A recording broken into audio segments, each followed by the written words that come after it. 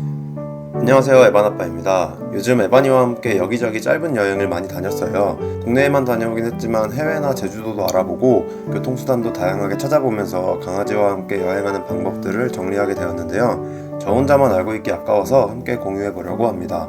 오늘은 그 첫 번째 순서로 국내 여행을 위한 교통편에 대해 알아볼까 해요. 대단히 새로운 내용은 아니더라도 소소한 팁이라고 생각하시면 될 것 같습니다. 먼저 KTX입니다. 국내 여행을 가게 되면 가장 먼저 KTX를 떠올리실 텐데요. 과연 강아지와 함께 KTX에 탈 수 있을까요? 정답은 yes. 생각보다 KTX는 굉장히 펫 프렌들리한데요. 우선 케이지는 필수입니다. 강아지 사이즈가 작다면 무릎 위나 발 아래에 두시면 되고요. 사이즈가 클 경우 옆자리를 추가로 예매해서 좌석에 케이지를 올려두시면 되기 때문에 생각보다 강아지와 함께 여행 가기가 어렵지 않습니다.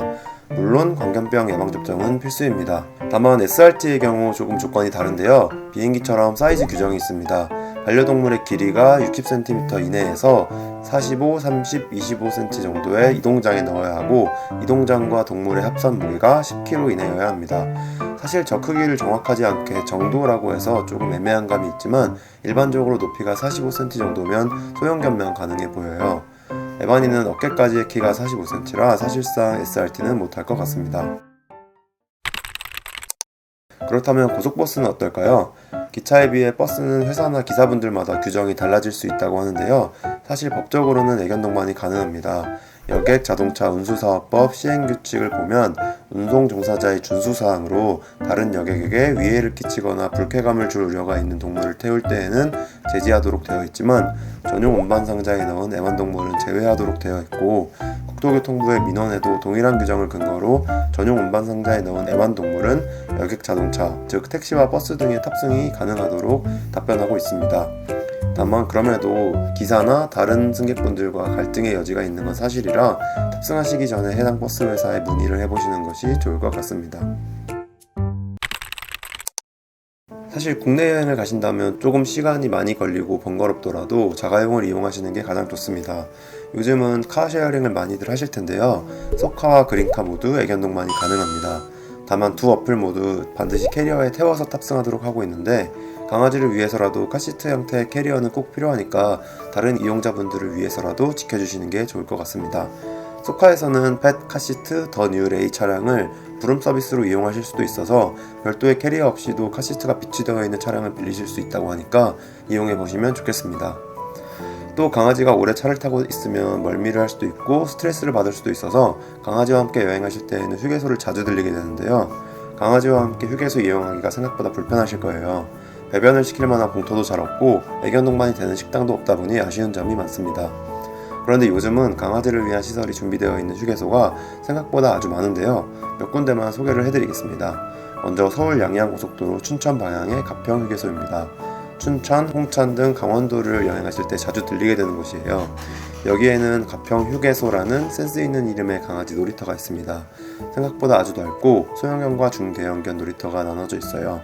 바로 옆에는 애견 동반이 가능한 카페도 있고요. 여기 놀이터에는 음식을 들고 들어갈 수도 있어서 휴게소에서 음식을 포장해서 강아지를 풀어두고 편하게 드실 수도 있습니다. 이 외에도 전국 고속도로 각지에 크고 작은 강아지 놀이터가 준비되어 있어요.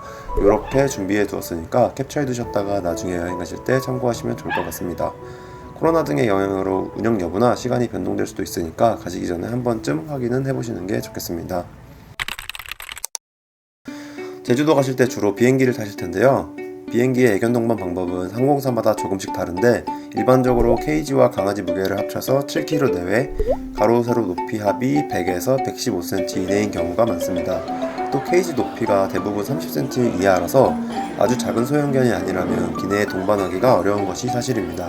위탁 수화물로 강아지를 태울 때에는 중대형견까지 가능한데요.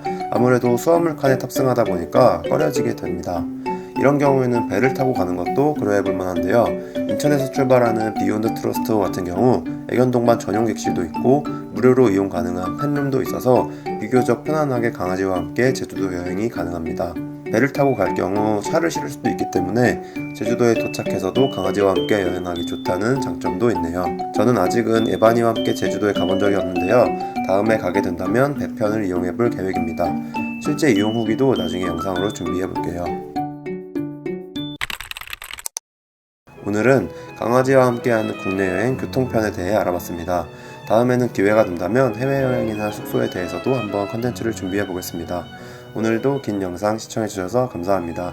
구독과 좋아요 부탁드립니다.